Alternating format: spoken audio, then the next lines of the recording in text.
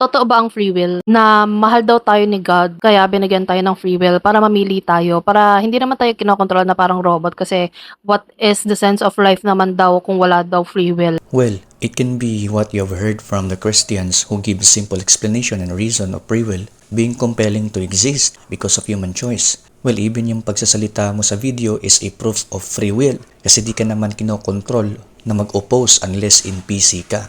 Pero wait lang, ano yung sinasabi nyo na pag hindi ka naniwala, mapupunta ka sa hell? Pag hindi ka nag-worship, mapupunta ka sa hell? Kapag iba yung religion mo, iba yung paniniwala mo, or hindi ka talaga totally naniniwala, or nagko-question ka, skeptic ka, or agnostic, mapupunta ka sa hell. Well, it depends if what is truthful of what you will be believing.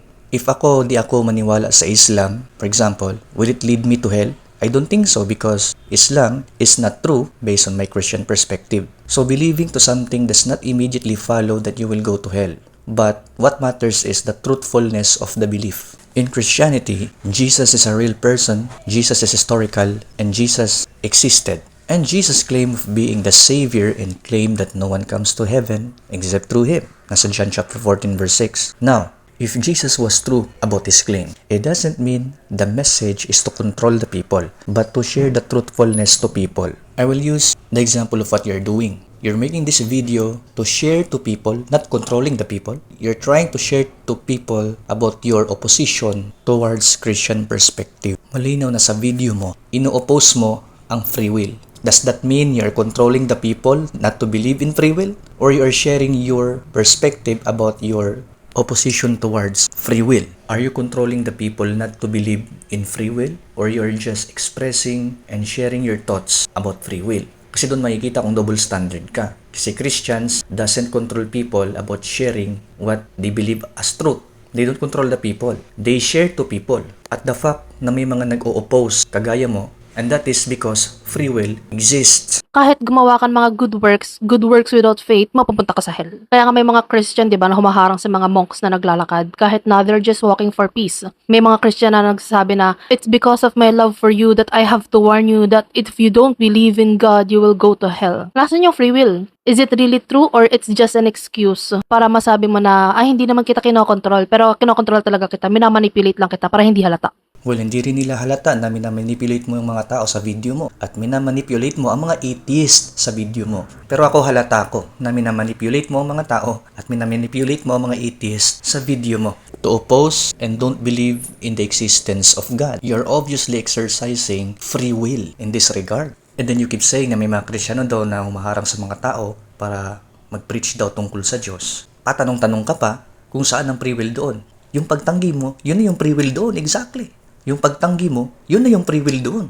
Hindi ka naman kino-compel na mag-believe sa teachings ng Christianity. Kasi nga may free will ka to reject. Yung hindi pagsunod ni Lucifer kay God, yung pag-rebel ni Lucifer kay God, realize niya yung sarili niyang divinity. Is it really because of free will or is it because hindi talaga tayo makontrol because we're all divine? We're all gods in a sense, diba? We're just trapped here in this avatar, in this material flesh. I mean, what you're talking about? You're talking about Lucifer, nag-rebel kay God, Lucifer, na-realize niya sarili niyang divinity, kung ano-ano pa. Obvious naman na andoon yung free will niya. Kasi nga, ayaw niya sumunod at nag-rebel pa nga siya. So may free will siya. I mean, what is your point? And what is the relationship of Lucifer's rebellion sa walang free will ang tao? We are not gods, we're not divine, and we're not trapped in this flesh, and we are not avatar. We are human beings na merong free will, na merong archetype of a divine model. Hindi tayo galing sa unggoy na walang human free will. Compared sa mga divine beings like other gods and archons na narealize nila yung sarili nilang divinity na nag-rebel against Yahweh or demiurge,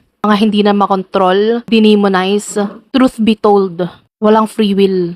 Free will is just an illusion para maisip natin na utang na loob natin yung free will. Hindi lang talaga tayo makontrol. What a bubbling words. She's talking about divine beings, other gods, archons, demiurge, nagrebel daw against Yahweh. Kahit wala namang ganong textual basis na may ganong nangyari. Or saan niya kinuha yung ganong kwento? Not unless bubbling-minded ito. Nagsasalita na walang outline at magulo pa. Well, truth be told, may free will. At ang free will defined sa Merriam Dictionary as voluntary choice or decision. Every human being must have voluntary choice or decision.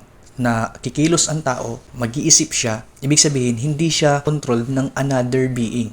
or another individual. Free siya sa lahat niyang iisipin at free siya sa lahat niyang kanyang gugustuhin at free siya sa lahat ng kanyang kikilusin na walang nagkokontrol. That's free will. Ang hindi lang namin magets, hindi ka naniniwala sa free will, you don't like free will, but you want to be free from any religious ideas and religious thoughts na wala namang pumipilit sa'yo at wala namang nakokontrol sa'yo. Sinasabi mo na hindi nakokontrol ang tao. Exactly. Kasi free nga ang tao. Ano ka ba naman?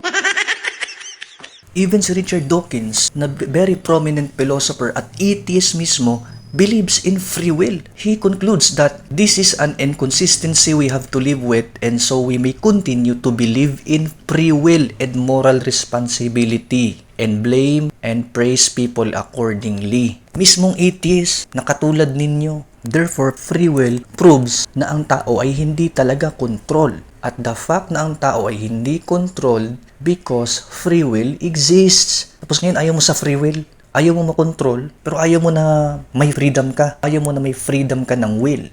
Parang kinokontrol ka din. Pambira naman ng logic neto. Kaya sa mga nakokontrol, sa mga hindi pa rin gising, maybe, totoo yung mga NPC. What you're talking about NPC? NPC only exists in AIs. Hindi naman tayo AI. Christianity is a choice. Atheism is a choice. Kaya may mga nagkikristyano kasi hindi sila kinokontrol at freedom nila na magkristyano sila. Okay? Stop saying ignorant things. Because ignorant things belongs to ignorant people.